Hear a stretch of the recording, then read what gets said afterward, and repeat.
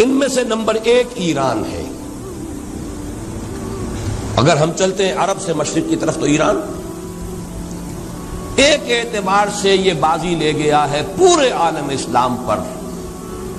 ان کے مذہبی عقائد، ان کی فقہ سے ہمیں جو اختلاف ہے وہ ہے اپنی جگہ پر ہے. آپ کو معلوم ہے میرے بارے میں کسی کو اشتباہ نہیں ہو سکتا اس اعتبار سے. میری جس درجے دشمنی رکھی گئی ہے، جس طرح میرے سر کا جو ہے مطالبہ ہوتا تھا، 2 ہی آدمی تھے پاکستان میں کہ جن کے سر مانگے گئے.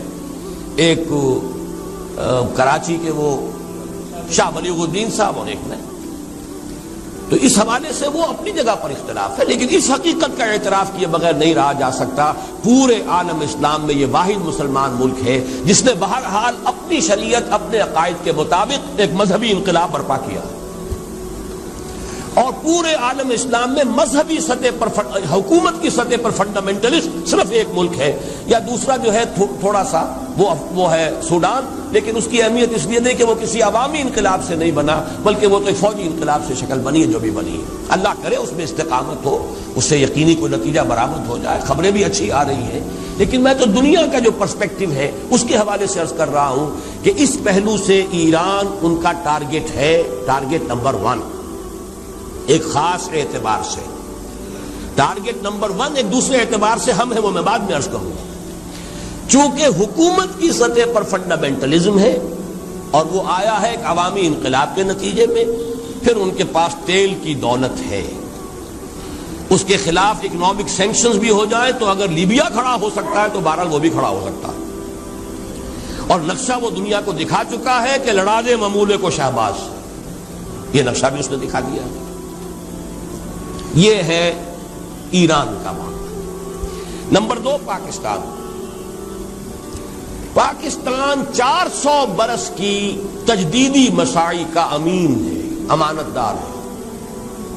پورے ہندوستان میں مجدد الفسانی رحمت اللہ علیہ، شاہ ولی اللہ دہلوی رحمت اللہ علیہ، سید احمد بریلوی رحمت اللہ علیہ اور ان کا جہاد، پھر اس 20ویں صدی عیسوی میں یا 14ویں صدی ہجری میں علامہ اقبال جیسا مفکر، مولانا مودودی جیسا مصنف، مولانا الیاس جیسا مبلغ، شیخ الہند جیسا مجاہد حریت، پورے عالم اسلام میں ان کا پیرلل کوئی موجود نہیں.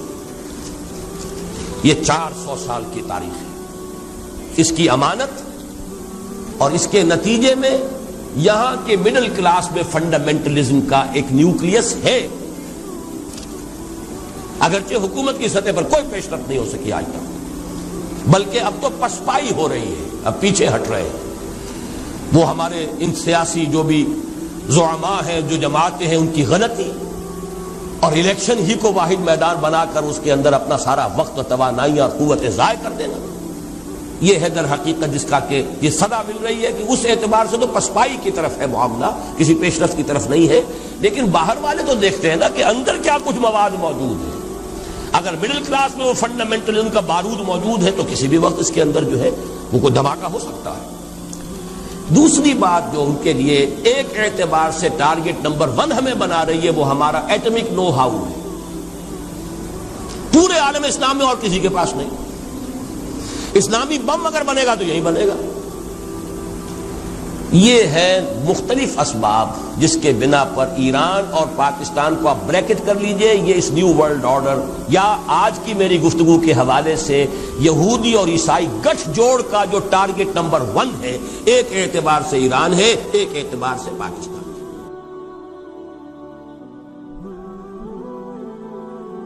یہ